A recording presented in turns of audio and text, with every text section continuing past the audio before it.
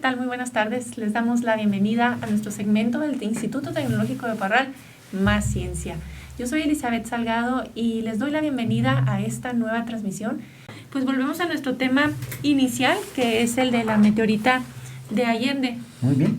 Hemos visto aquí en la red preguntas relacionadas con lo que es el meteorito. UNAM nos dice que la meteorita de Allende es la más antigua y estudiada del mundo.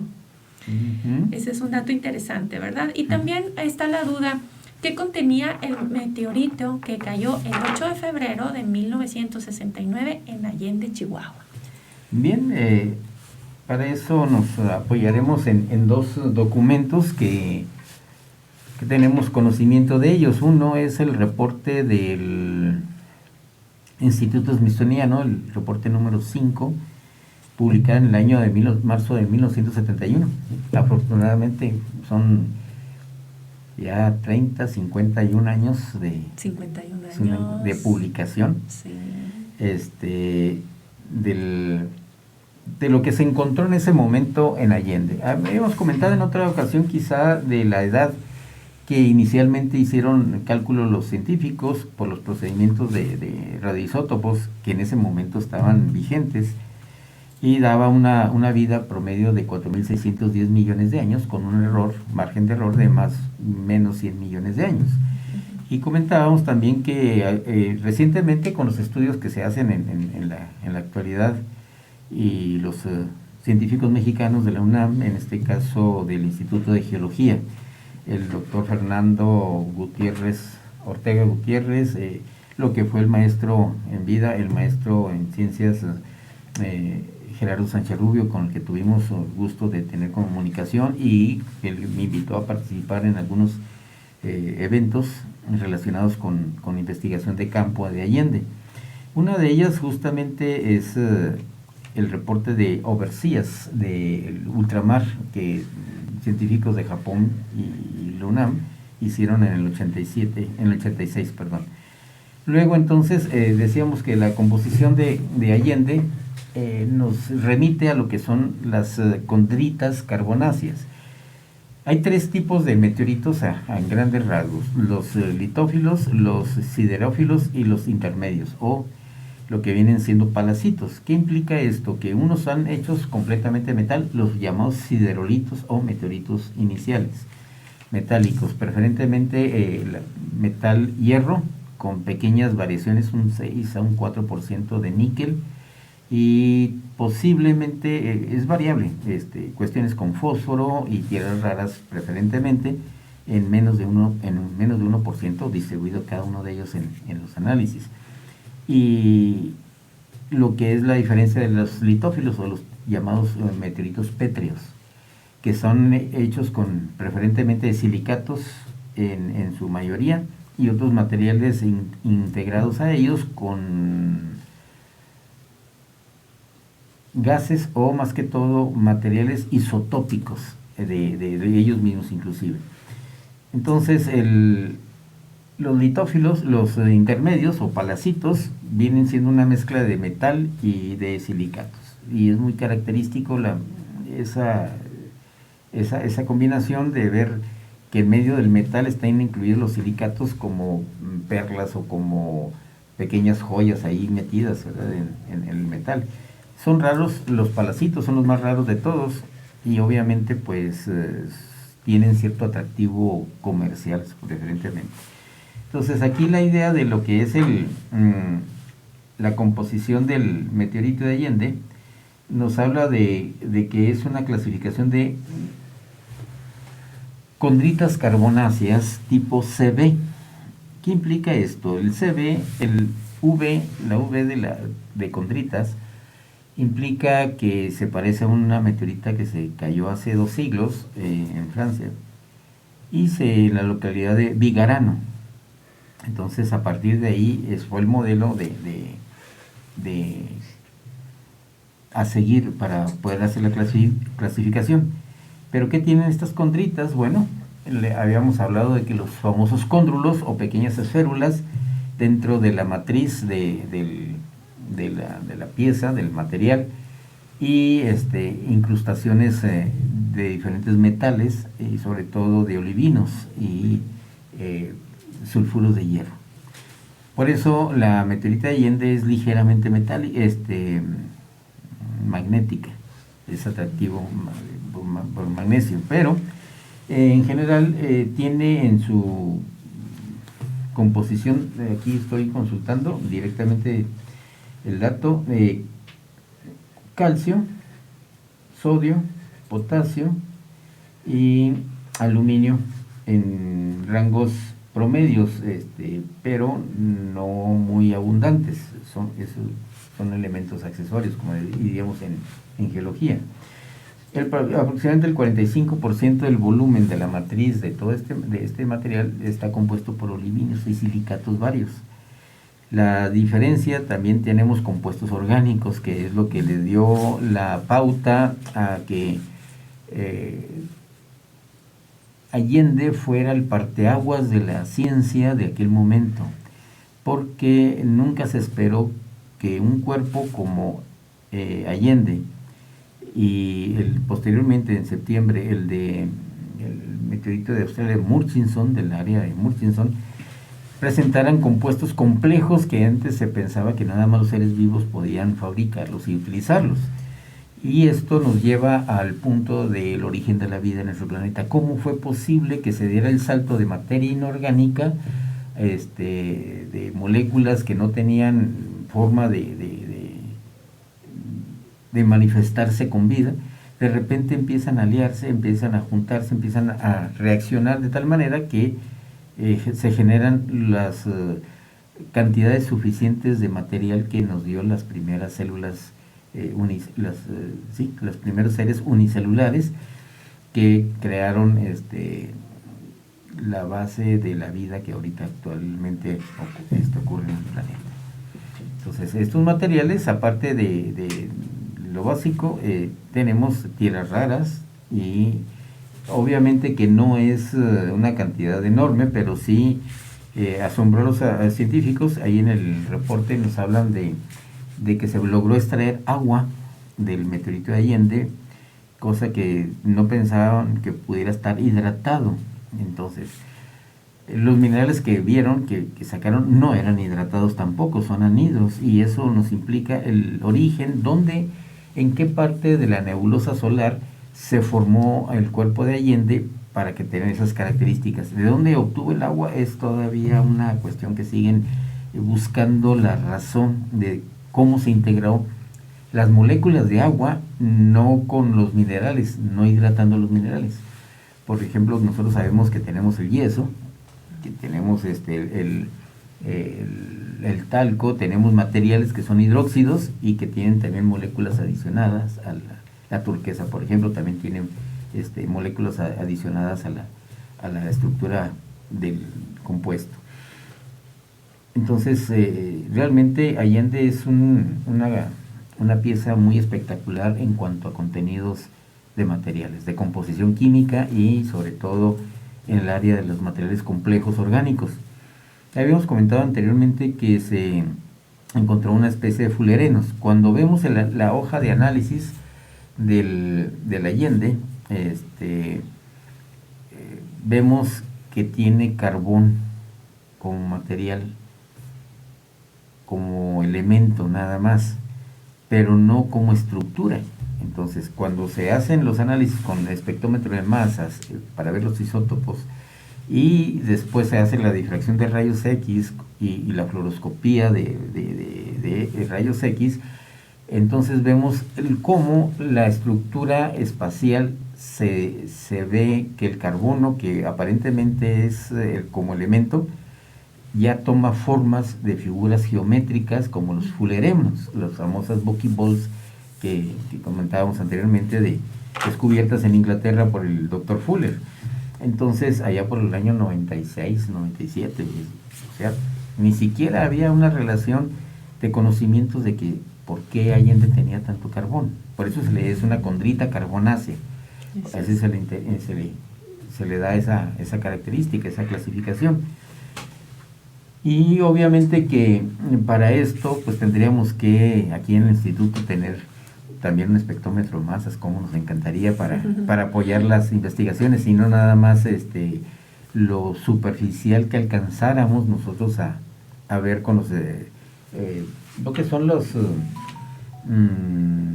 microscopios petrográficos, por ejemplo, como en el caso de esta lámina de sección delgada, aquí estoy colocándola, que nos permite a nosotros ver los minerales que se componen las matrices de las rocas que estamos estudiando, y que de Allende pues obviamente tienen una característica.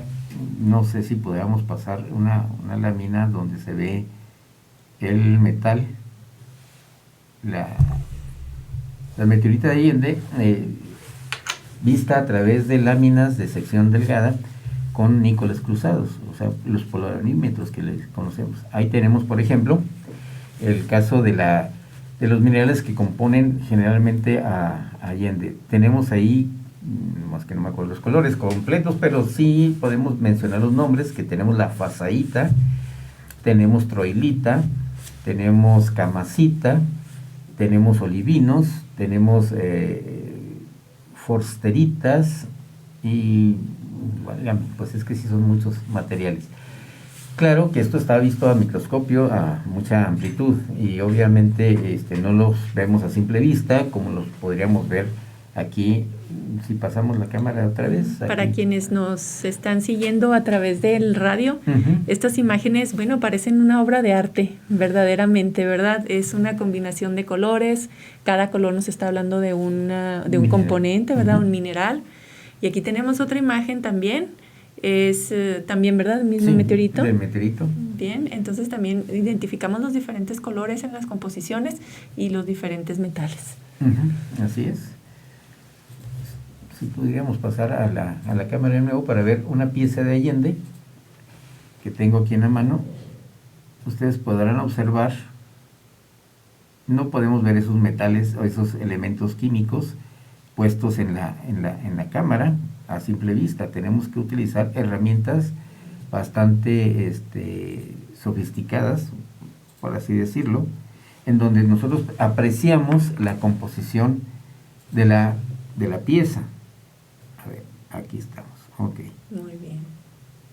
Sí, esta es la matriz. Aquí tenemos incrustaciones blancas de calcio y aluminio que asombraron los científicos en su momento para el fechamiento, porque lanzaron edades que no concordaban con el resto de la matriz y el resto de la corteza, que aquí estamos viendo lo que es una corteza de meteorito de Allende.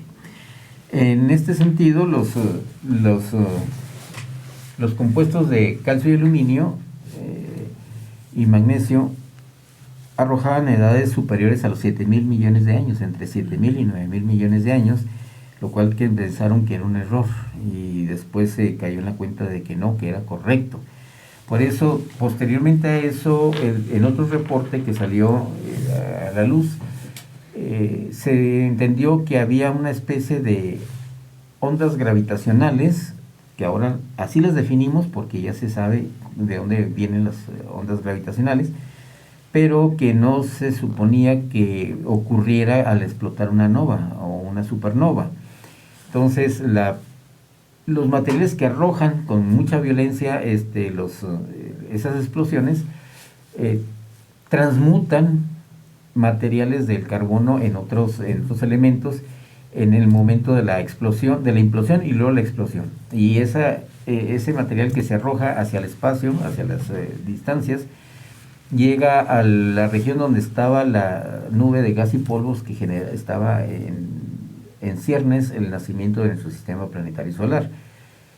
Si no hubiese habido esas ondas gravitacionales o esas ondas de presión, esas ondas de choque, no podríamos nosotros pensar que estaríamos aquí platicando.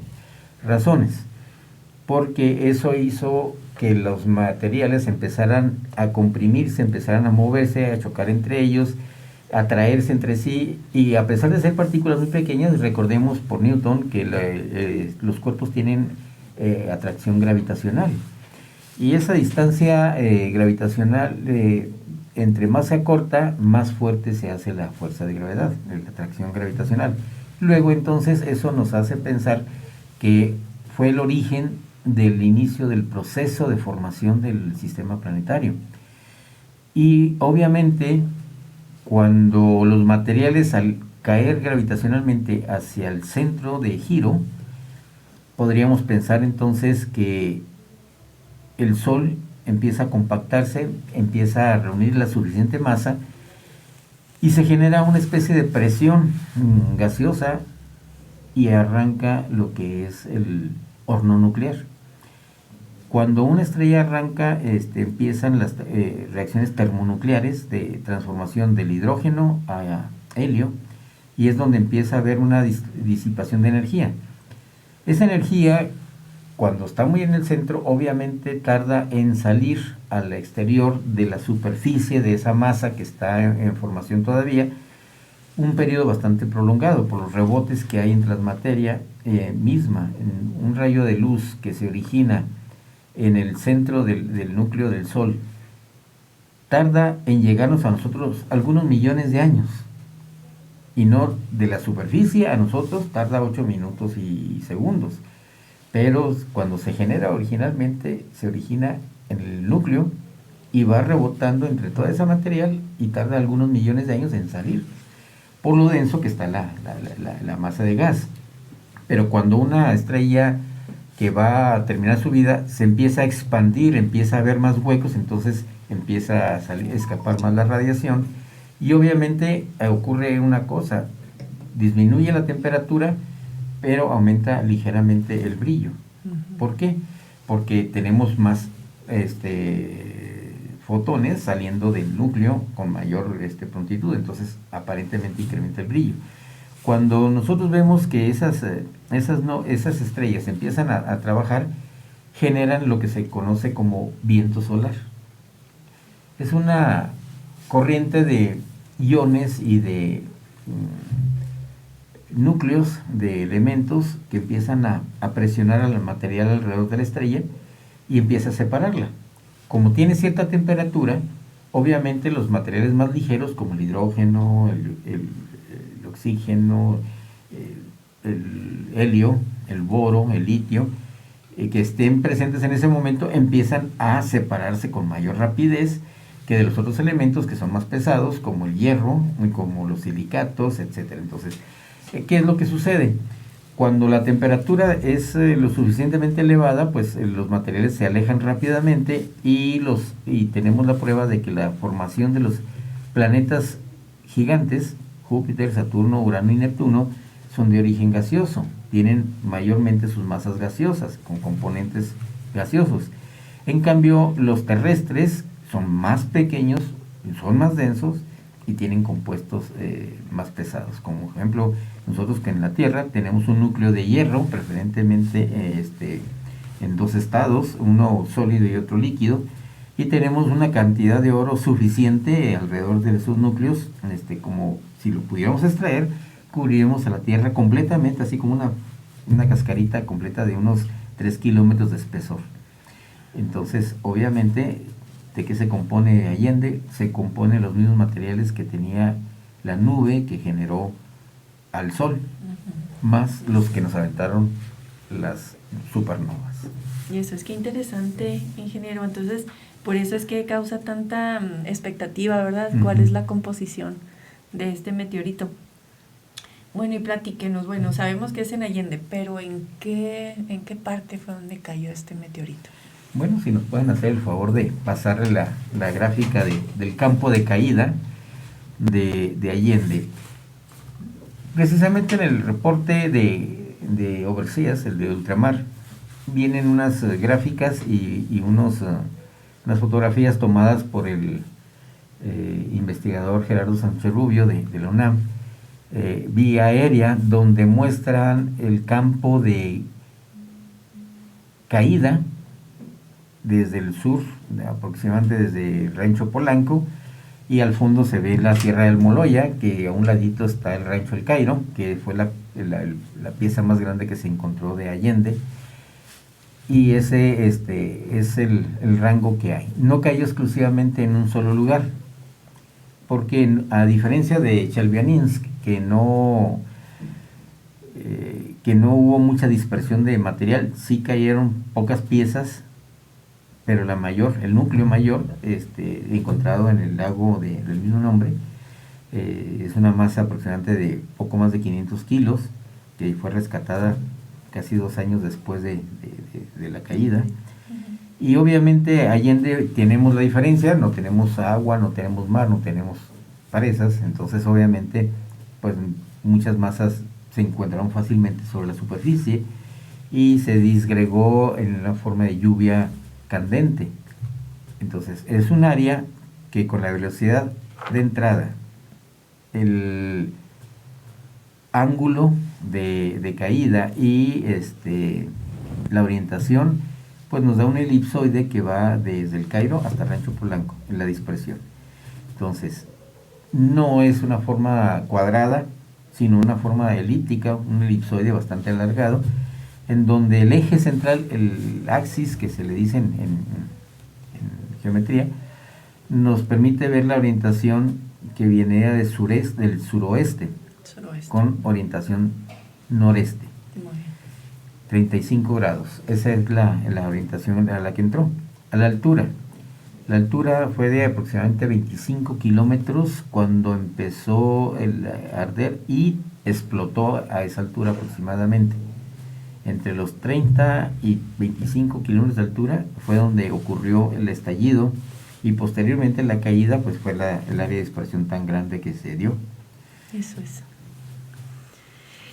Muy bien, entonces pues ya vemos que sí está bastante, vamos a decir, largo, ¿verdad? Toda la trayectoria que vino siguiendo el meteorito en su caída. También encontramos otra pregunta interesante, ingeniero. ¿Cuál es la diferencia entre un meteorito y un aerolito? La palabra, nada más la palabra. La palabra aeros no significa que viene con relación a la atmósfera. Litos, sabemos que del griego habla de piedra o roca. Entonces un aerolito es una piedra que cae del aire, porque los antiguos pues no tenían idea de que lo que nosotros conocemos ahora en este sentido. Lo que sí podemos decir, la diferencia entre meteorito y meteorita es el género nada más de la palabra. Si lo vemos desde el punto de vista genitivo, hablaríamos de roca, y si es una roca hablaremos entonces de meteoritas. Si vemos el otro contexto, hablaremos de meteoritos, que es lo más común. ¿Por qué? Por litos, la terminación genitiva que nos da un masculino. Y habíamos comentado la diferencia entre lo que son las meteoritas metálicas, las pétreas y las intermedias. Eso es, muy bien. Muy bien. Ingeniero, trae un material muy interesante, unas fotografías. Queremos que nos platique, nos muestre de aquel entonces, ¿verdad? Gracias. Mire, va en relación precisamente con el tema que empezamos la clase de hoy. La plática de hoy. La costumbre, ¿verdad? Sí, de que estamos pues siempre pues en clase. Sí. Esta fotografía que les voy a mostrar me la obsequió un maestro muy estimado del área de minería, el ingeniero Antonio Armendáriz Fernández, ya retirado del instituto. Fue tomada en la Universidad de Guanajuato con el observatorio que ellos tienen allá, tienen instalaciones que hacen este tipo de observaciones. Es el cometa West. El cometa West que se vio en el año del 76 con un brillo muy, muy potente, que todavía los científicos dicen, los astrónomos dicen que tal vez sea el cometa más brillante que se haya percibido hasta la fecha. De todos los que nos han visitado, es el más brillante. Entonces, así como se aprecia la cauda, no sé si aquí es que los reflejos de esta no ayudan un poquito, no ayudan, ¿verdad? Pero ajá. sí se ve, se ve el cuerpo principal, ¿verdad? Más blanco, y luego hacia atrás un poco dispersa. Algo grisáceo. Bueno, sí. Pues esa cauda es generada justamente por el viento solar, la presión del viento solar. Ese viento solar tiene tanta potencia que eleva la temperatura de los cuerpos en los cometas, por ejemplo, y hace que se empiecen a sublimar. Y eso hace justamente la cauda.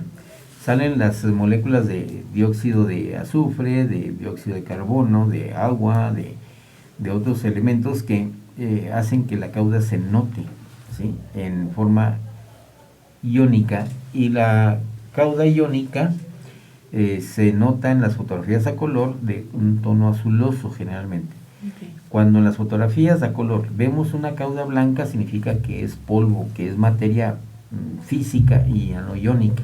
Esa es la diferencia. Entonces, en función de eso, cuando vemos caer cuando vemos en el video de la gente de las redes de ayer martes, obviamente vimos que no era posible que fuera un meteorito por esas características. Muy bien. Entonces, por eso me traje esta foto, dije, bueno, vamos a hacer la comparación de los cuerpos. Y de la otra fotografía que les tomé a los científicos cuando vinieron aquí a Bahía de Allende, tenemos ahí los señores del proyecto de ultramar.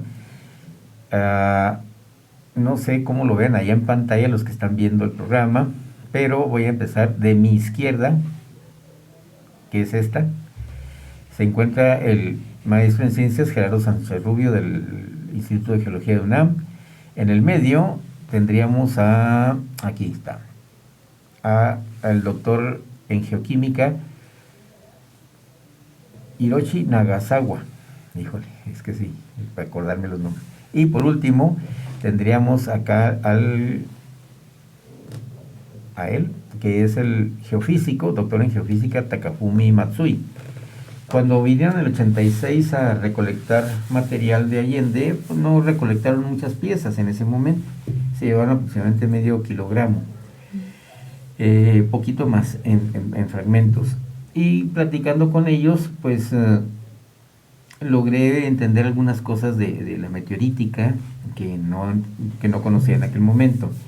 Por ejemplo, yo les hice la pregunta al doctor Nagasawa, le hice la pregunta que ¿por qué razón en la Tierra los materiales, la mayoría de los minerales se encuentra sobre la corteza y no se encuentra bajo la corteza? Siendo que tenemos elementos como el osmio, que es el elemento más pesado de todos los que conocemos hasta ahorita, es el más denso, lo tenemos como tierras raras en la superficie. En cambio el hierro, que es mucho menos denso que el osmio, pues lo tenemos en el núcleo. Y ahí es donde empezamos a platicar de cosas interesantes y me explicó la cuestión de lo que es el término isostasia en cuestiones de la abundancia de materiales en la corteza terrestre. Fue algo interesante, por eso me fui con el área de minería y pues ahí siguió la pasión por conocer la composición de nuestro planeta. En ese sentido, también al doctor al doctor Takafumi Matsui, le hice una pregunta obligada, que en aquel entonces que teníamos aquí con nosotros al doctor Sabas Alarcón, que le preguntaba sobre el confinamiento de lo que vienen siendo los quarks, que era una teoría muy novedosa para aquellos años.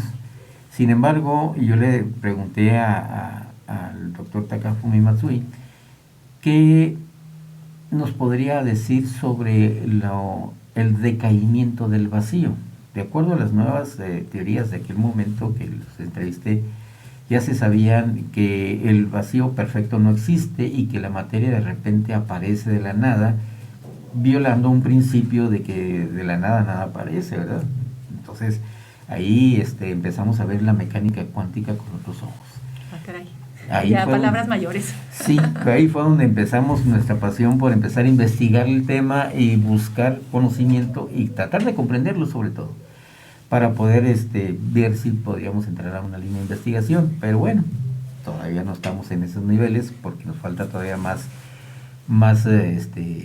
doctorados aquí que nos hagan el favor de dar cursos de capacitación, 1, 2, de entrenamiento, y tercero, de poder ascender pues en la escala de la investigación en ese sentido. Pero sí sería interesante conseguirlo en un futuro próximo para nuestra institución. Sería muy interesante. Ingeniero, veo que también trae otra serie de rocas. Bien, pues es que comencé al revés. Para hablar de Allende, yo quería hablar primero de de esta muestra que tenemos de lo que queda, de lo poco que nos queda todavía vivo ahí en la Cueva del Diablo, famosa. Esta es una pieza que fue extraída y pues por ahí la rescaté entre las curiosidades de la gente que a veces no sabe ni qué tiene. Y nos ve la muestra de cómo son los materiales sedimentarios y sobre todo los detríticos que forman los carbonatos de calcio y magnesio basados sobre una matriz silícica, o sea, que tiene silicatos. Y los que vamos escuchando sí, más o menos, que quiere tintinear, pero sí. Si tuviera un martillo, pues aquí tintineaba. Me imagino que esto es parte de lo que es la cueva de dentro del Salón de las Campanas, que es una zona que me tocó conocer cuando hice un trabajo de fotografía para turismo de Chihuahua, del gobierno del estado de Chihuahua, donde las piezas son largas, bastante delgaditas, muy parecido a esto, y les da uno el sonidito así leve, y nos daba el tintineo de acuerdo a la extensión de la lámina. Por eso le llaman a esa parte Salón de las Campanas. No sé si yo lo visité hace 30 años, así que pues obviamente pues ya hace un buen rato, entonces no sé si todavía existan esas piezas o las hayan cortado y las hayan vendido, porque aquí somos muy dados a regalar nuestra riqueza, nuestro patrimonio cultural y científico de la región. Entiendo que la gente necesite el dinero, pero lamentablemente se lo llevan a lugares equivocados.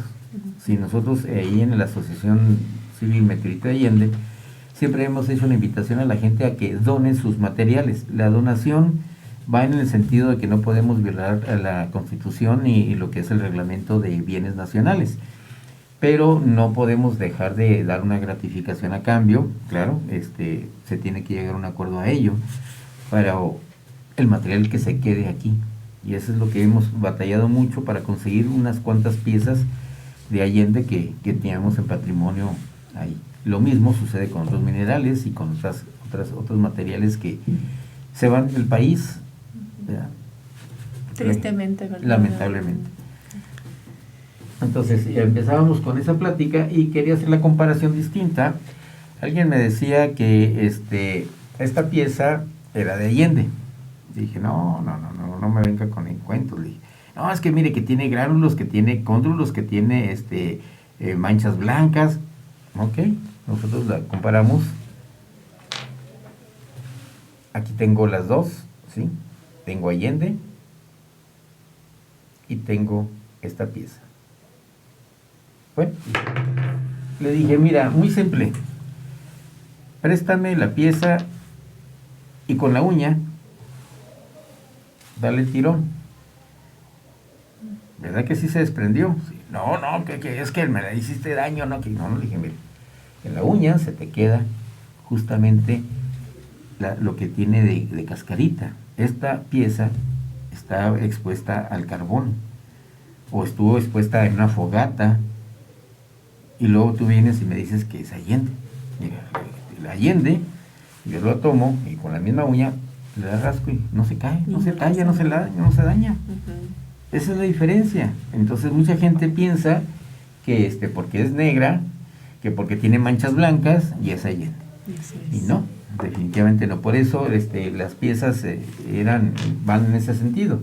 Lo que nos diferencia, por ejemplo, me dicen, este es un meteorito metálico.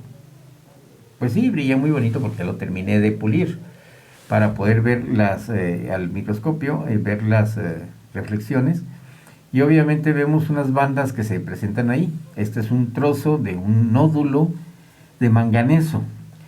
Los nódulos de manganeso se descubrió en los años 60 a través de las investigaciones que hizo el señor francés, Jacques Cousteau. Él vino a las costas mexicanas y anduvo explorando el Golfo de California y encontró que por donde pasa la falla San Andrés, se va por todo el Golfo de California y llega hasta lo que es las Islas Marías, y luego ahí da vuelta hacia las Clipperton, y todo ese trayecto encontró nódulos negros oscuros en el fondo marino. Pues como pudo, tomó algunas muestras y las subieron, las hicieron los exámenes, y resulta que son nódulos de manganeso y de hierro, preferentemente. Y algunos de ellos presentaban elementos como trazas de plomo, trazas de oro, trazas de plata, pero no significativas comercialmente, no son explotadas por ese rumbo. Pero si las metemos comercialmente como material industrial, pues ahí recuperamos manganeso y hierro en grandes cantidades, porque están prácticamente el 99% de la composición. Aquí en la región de Talamantes existió una mina durante la Segunda Guerra Mundial, la mina de Terrenates. Esa mina no hacía otra cosa que enviar nódulos de manganeso a Estados Unidos, porque era material estratégico en aquel momento, para materiales de guerra. La mina se trabajó y se agotó rápidamente porque no tuvieron que meterle mucha tecnología ni mucho equipo. Simplemente se arrancaban los nódulos, se levantaban con la mano y se echaban al camionete y vámonos a Estados Unidos. O sea, no hubo problemas. Pero, ¿qué significa que tuviéramos aquí nódulos de manganeso? Y en aquel entonces ni siquiera se sabía. Bueno, pues si Jacques Cousteau nos dice, ¿sabes qué? Es que se forman a través del tiempo por procesos geoquímicos y sobre todo por las presiones y la baja temperatura, pues se forman los nódulos. Y la acción de algunas bacterias, ahí van depositando. Entonces, geológicamente yo me transporto a esta región y confirma entonces que fuimos fondo marino. Así es lo que le voy a decir, pues tiene que ver el mar, ¿verdad? Forzosamente. Y donde vemos, no nada más en la parte de Santa Bárbara, que vemos los cliffs y las marcas, en teoría que mucha gente dice, es que mira, ahí se ve la marca del agua. No, lo que ocurre es que toda la zona, somos una zona de subducción y cierre de mar. Subducción, ¿qué significa subducción? La subducción significa, de acuerdo a la teoría de la tectónica de placas, en donde una parte de la corteza terrestre se subduce, o sea, se mete debajo de la otra brinca, y la que brinca se va arrugando y nos va generando las montañas, las cadenas montañosas. Y la otra, al hundirse, nos genera las fallas que dan origen a los terremotos, 1 y 2, a las cámaras magmáticas para los volcanes. Entonces, esta cuestión de que cómo fue la región de nosotros después del impacto de Chicxulub, bueno, pues simplemente cambió bastante el término de aquí, porque tenemos montañas atravesadas, bueno, ese es el efecto justamente, de que estamos cerrando un mar y estamos haciendo un efecto de sutura, lo que dicen geológicamente una sutura, y esa sutura obviamente nos arroja ciertos materiales metamórficos, cambiados o metamorfoseados por efectos de presión y temperaturas diferentes. Entonces, cuando vinieron los geólogos norteamericanos para la explotación de las minas, que eran dueños de las minas de aquel entonces, a principios del siglo pasado, pues hicieron su levantamiento de minerales, pero encontraban que algunos de ellos eran idénticos a los que están en la cadena montañosa del Himalaya, porque los ingleses, en su afán expansionista, estuvieron mucho tiempo contra la India, pues fueron capaces de dominar buen tiempo a la India, y sus exploradores encontraron, cuando andaban en las cadenas montañosas del Himalaya, encontraron ciertos materiales que después ellos, ya con esa información, cuando vinieron acá a México, dijeron, bueno, oye, ¿por qué este material de aquí, de esta región, se parece a los del Himalaya? Ah, pues porque es sutura, y una parte se está metiendo abajo del el cuerpo de montañas, se está creciendo por la presión de la subducción que está ejerciendo la placa de India sobre el resto de la placa euroasiática. Eso es. Sí, entonces, algunos minerales que tenemos aquí son complejos y son feos. Me dicen mis alumnos, no, profe, pues es que está re feo, ¿para qué me hace? Pues sí, mi rey, pero es que Si nosotros nos vamos a revisar la composición de estos materiales, pues simple y sencillamente vamos a encontrar que son metamorfismo de contacto y metamorfismo tectónico, y entonces vamos a encontrar una serie de minerales distintas que de otras regiones, y se nos complica entonces la extracción del mineral en los procesos que tenemos aquí en la región. Entonces, cuando no tenemos minerales puros, obviamente, o muy concentrados, pues obviamente se nos elevan los costos de producción. Y uno de los retos de la minería justamente es encontrar el mínimo de inversión para poder obtener la máxima rentabilidad en las operaciones y obtener los dividendos suficientes. Entonces, la idea de entender que estos materiales no pueden ser sino producto de esa sutura oceánica, pues nos dan origen a ciertos minerales. Por ejemplo, aquí tenemos una turmalina, un cristal de turmalina, que algunas personas que me colaboran conmigo me hacen favor de hacer llegar. Claro, no es gratuito esta adquisición. Y toda la gente dice, bueno, pues está negro, está feo, está rayado. Bueno, pero los joyeros son capaces de transformarlos y presentar una joyería de calidad. Entonces, nosotros tenemos aquí muchos materiales que no podemos despreciar del área, y obviamente hay que conocerlos, hay que distinguirlos.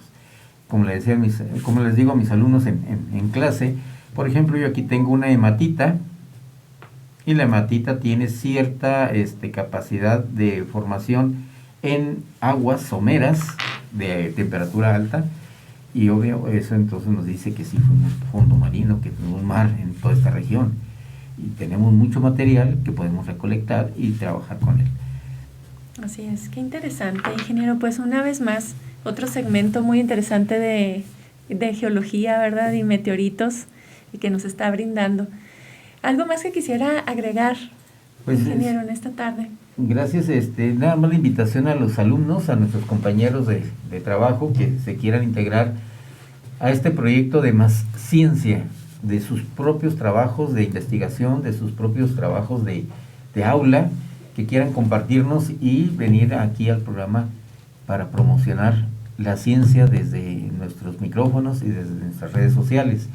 No con la intención académica exclusivamente, sino para que también el público que nos escucha, que no es académico, que nos hace el favor de apoyarnos en esto, tengan una idea de las actividades que podemos o queremos hacer aquí en nuestra institución, en apoyo a las demás instituciones y a la educación y a la investigación científica. Si los muchachos se animan, cualquiera de los que nos esté escuchando, pues aquí podríamos trabajar como servicio social, preparando temas y participando en las investigaciones de campo.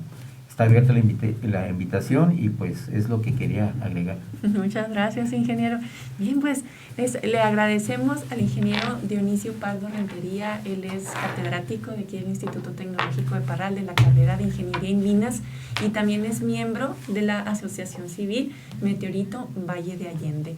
Les agradecemos también a quienes nos siguieron en nuestra transmisión, ya sea en nuestras redes sociales, en TecNM Campus Parral, tanto en Facebook como en YouTube, y en nuestra estación de radio, la Estación de los Venados, radio por internet a través de www.radiotecparral.com. Bueno, pues listos y expectativos a la siguiente emisión de Más Ciencia, ingeniero. Claro que sí. Muchísimas gracias. Yo soy Elizabeth Salgado. Me dio mucho gusto haber estado con ustedes. Hasta luego.